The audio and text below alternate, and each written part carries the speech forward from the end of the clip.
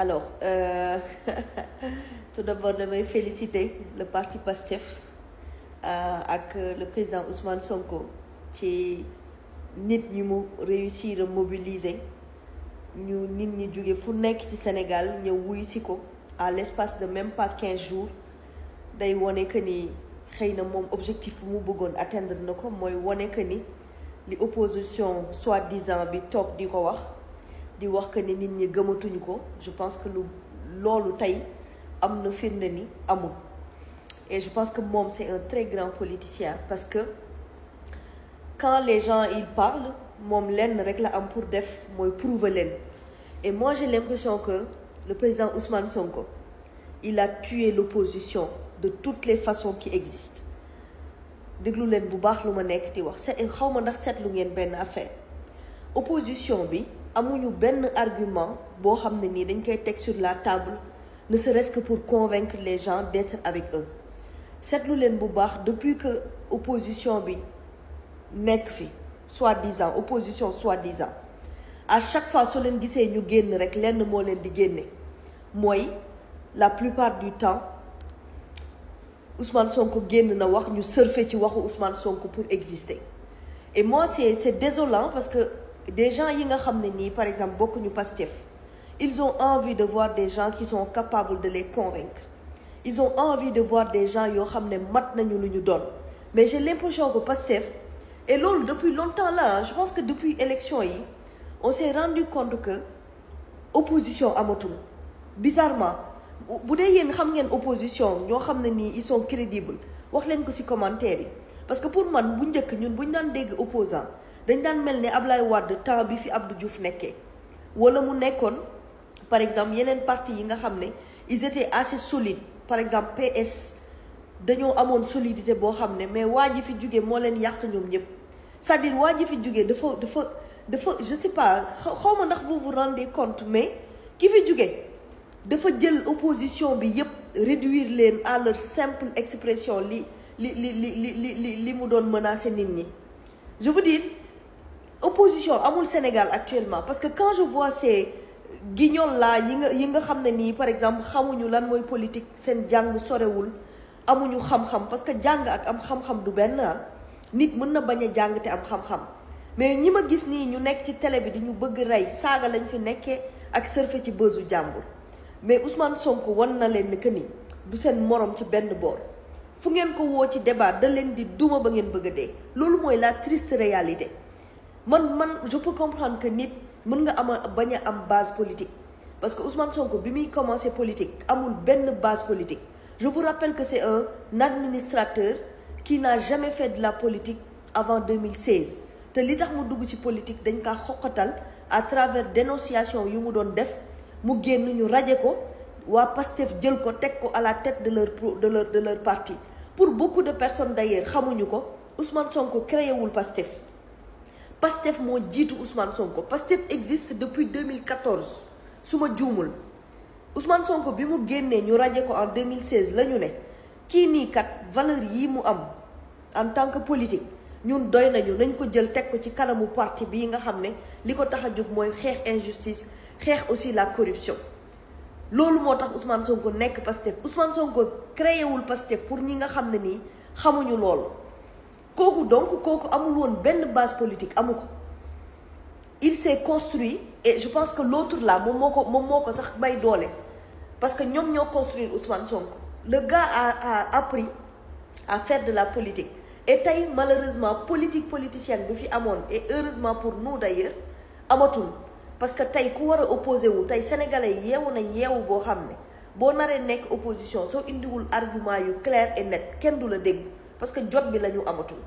Donc opposition bi di surfer ci et puis bizarrement man j'ai l'impression que nit ñi dañu fàtte ne Ousmane Sonko c'est pas le président de la République du Sénégal c'est juste le président du parti. C'est vrai que c'est le chef du gouvernement mais quand vous parlez à un chef du gouvernement mais ayez des arguments. Le monsieur là il dirige des ministères il est le chef de beaucoup de ministres. Donc si vous avez des choses à lui demander, mais demandez-lui à travers le travail qu'on lui a confié en tant que premier ministre. Mais ñi nga gis ci opposition bi yépp ñu ne opposition lañu. La plupart du temps Ousmane Sonko la ñuy attaquer. Donc ces gens-là, ils ont plus un problème personnel avec le gars plutôt qu'un problème avec le gouvernement. Et si c'est le cas kon ñooñu duñu ay politique defu leen politique guys, vous vous acharnez autour d'une seule personne. Dem leen ngeen jàngi politique, cherchez à avoir des arguments.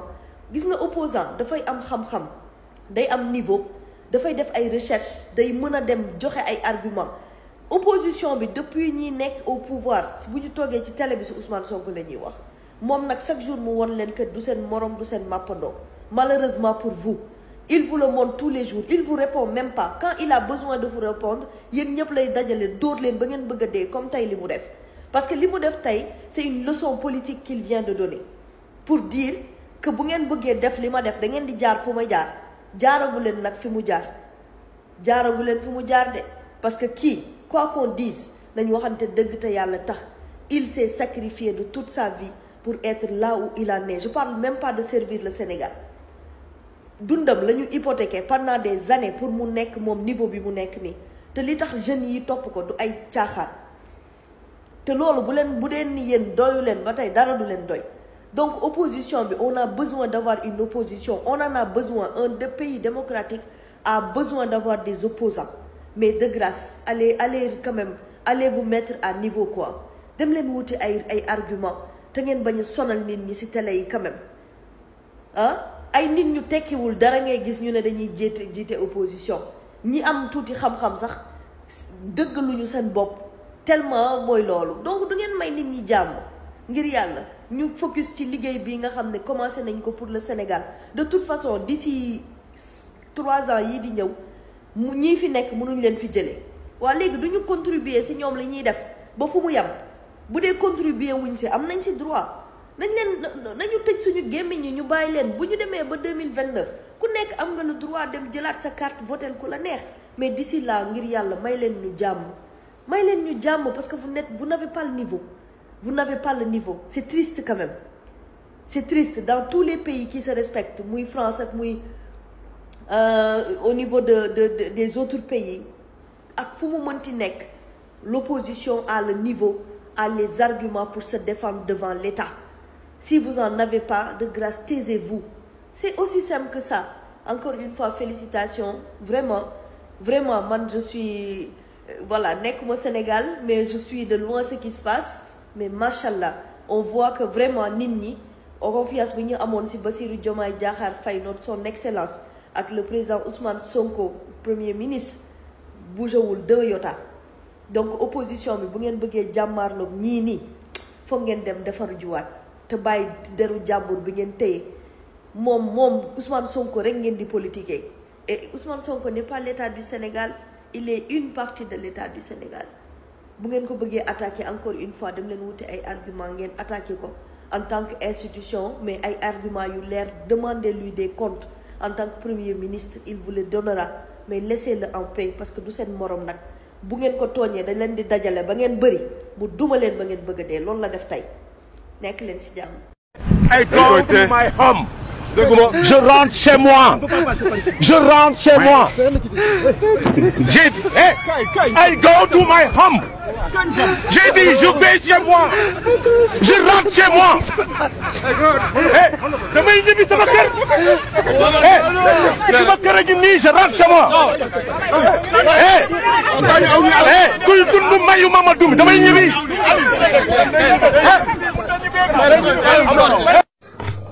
xoolal làmmiñ bi moo rey dafa rey làmmiñ ba pare nekk tapet nekk ragal yuuxu yépp day yuuxu pour waa koñ bi génn def intervention ndax bëggul ñu yóbbu ko day bañ gaa yi yóbbu ko fu mu toll nii nag day yuuxu yëngal taf yëngal indi bruit pour que waa koñ bi ñëw def intervention ñu ne ko noonu fii la dëkk génnul fii mooy këram fii lay ñibbi yooyu noonu pour gaa yi bañ koo yóbbu loolu kese la tapet da dafa ñeme garaaw garaawlu ñeme bandi bandilu te du bandi ñeme garaaw garaawlu te garaawul ragal la Adama Fall ragal bu mag la tapet bu mag la bukkat xam nga bukkat mais fu mu toll nii bugul dem mu toll nii day négocier waa koñ bi génn non baal leen ko kii fii la dëkk suñu dëkkandoo la baal leen ko bu leen ko yóbbu ragal la bugul dem Sonko à vie ñoo xalaat Diomaye ak Sonko dañuy réeroo ñu bëri loolu la doon xalaat jàpp ne Sonko ak Diomaye dañuy réeroo mais Sonko à vie. ci kàttanu yàlla dañ koy ñaanal gudd fan xéewal saawoon baawoon ba lépp lu mu bëgg rek sa yàlla su ma defal ko fii kenn nekk fi Sonko rek a fi nekk te li mu doon dañ ko koy nangul yàllaa ko def si moom moo tax ma fente ko benn way ne si Salomba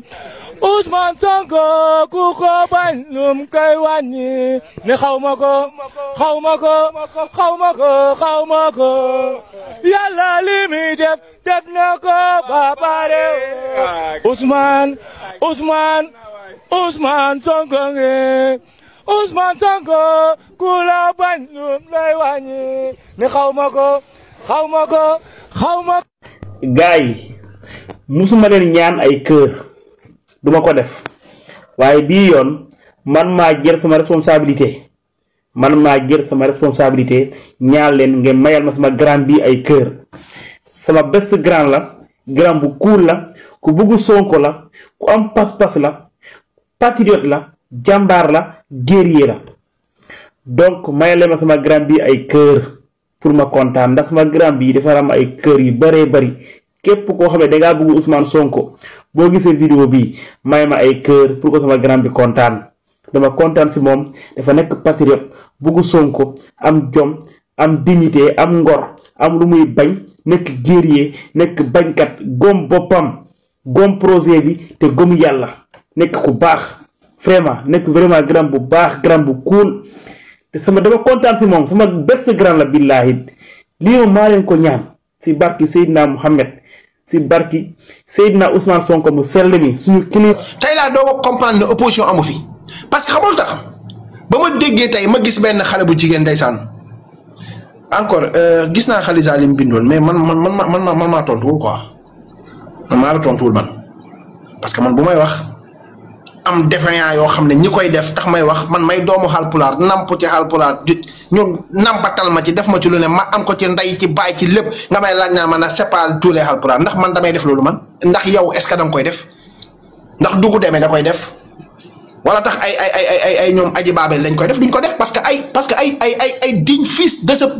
de Haalpulaar lañ deretu góor mooy dox seen diggante deretu Haalpulaar dëggay daw seen yaram bi parce que dañuy bañ mais ñi nga xam nag ay macc loo lañ nag loolu la ñuy def si qu'on le dise mooy fils nga nit boo bokk ci famille da nga ciy bokk ci ñi gën a diñ man loolu laa gëm boo nekkee joolaa da ngay bokk ci joolaa yi gën a diñ boo nekkee olof da ngay bokk ci olof yi gën a diñ boo bokkee doo noonee séeréer da nga war a bokk ci séeréer yi gën a diñ boo bokk nekkee Haalpulaar da nga bokk ci Haalpulaar yi gën boo deenee njaago waxi noppi wala nga doon soose koo mën a doon na nga cib doon ñoo xam ne danañ gis yow ñu xool ci yow pour jël xeet boobu noonu ne xeet bi xeet bu baax la man loolu laa gëm man. dëgg la ah man de ñu xam la la ñuy woote. man de li ma xamoon mooy toora bee njàngee njuulee. njàngee njuulee. wax dëgg yàlla la. te Pastef xamuñu xeet bu naan xeet bi ñooy saaga wala ñee ñooy def léegi ñun xam la ñu xam harmonie. waaw léegi. vivre dans une parfaite harmonie. loolu la ñu xam kon képp ku fi ñëw di saaga xamal na ci mag doy la bokk. point final léegi xamal na ne opposition amu fi. waaw xamal na ne opposition amu fi Pape Ndongo. waaw. démb Ousmane Sonko dane après dafay noppal day jël congé à partir de tey ñoom ñëpp ñu génn ma gis benn xale bu jigéen ndeysaan muy commenté naan Macky Sall de def na fi 12 ans mës ta jël congé ma ne ko yaa mën a fenn ak yow ku fi wax waxi Macky Sall Ousmane Sonko jël congé lan moo ci yoon Macky ak lu ko ciy tuddee est-ce que da ngaa dégg sama vidéo mu tudd ci waajooju noonu kon ngir yàlla ak yonent ñun buñ ne Ousmane bu leen ko dendalee kenn mais daal yow chaque jour buñ ne Ousmane rek di ngeen ut ku leen ko ku ngeen fa indi dendalee ko moom pour bëgg a exister yéen tant que yéen a ngi bëgg a exister rek ngeen Ousmane Sonko teg pour nit ñi bàyyi leen xel mais bu ngeen waxee seen gars yi kese kenn leen tudd kenn leen taas mais bu ngeen ne Ousmane rek mooy patriote yi dem nañ xool yi lan moo tax ñu ne Ousmane. parce que Ousmane mooy ki nga xam ne moom moo instant bi toll nii moom mooy ki téye sirru bi moo man balaa maa dee mu sol verre mi di intellectuel te jàngul jongul tet xamu ko du alxuraan du école du dara yéen ñaata yoon ngeen dégg ñu ne gouvernement bi ñëpp dem nañ vacances ñii dem France ñii dem Paris ñii dem ay nu mu tuddati waay mooy fi gaynde yi nekk Île du Saloum nan la tuddati waay dimbal leen ma mooy fi gaynde yi nekk F la commencé de xaw ma fatala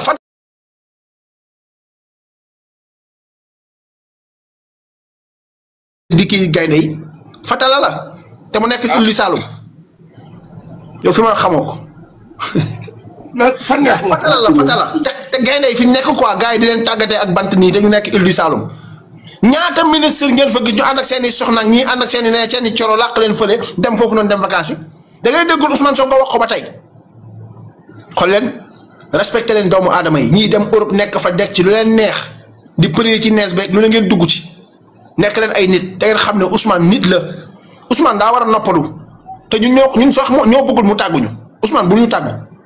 yow jëlal 1 an nga tëdd sa kër Ousmane ne mi ngi liggéey ngeen ne ko warta liggéey Ousmane tëdd këram ne damay tëdd sama kër ngeen ne ko lu tax ngay wax da ngay tëdd sa kër yéen nag yéen à la fin nag yéen lu ngeen bëgg nag yéen kenn mënut a wër seen gàmmu quoi kenn mënut a wër seen gàmmu da ngeen di tànn dëkk bi yëpp Ousmane bu tëddee ngeen ne Ousmane warta tëdd bu jógee toog ngeen ne Ousmane warta jóg toog Ousmane Sonko bu doxee ngeen ne warul dox Ousmane Sonko bu njaabee ñu ne warta njaab Ousmane Sonko bu solee yére bu rafet ñu ne warta sol yére bu rafet Ousmane Sonko bu wengale casquette mbaxane bi ñu ne xool leen daa wengal mbaxane bi Ousmane Sonko bu reetaanee ñu ne warul reetaan bu reetaanu ñu ne day ñàngal rek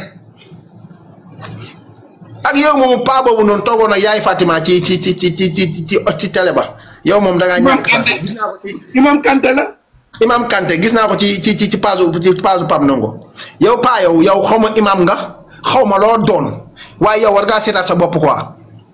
yow papa bu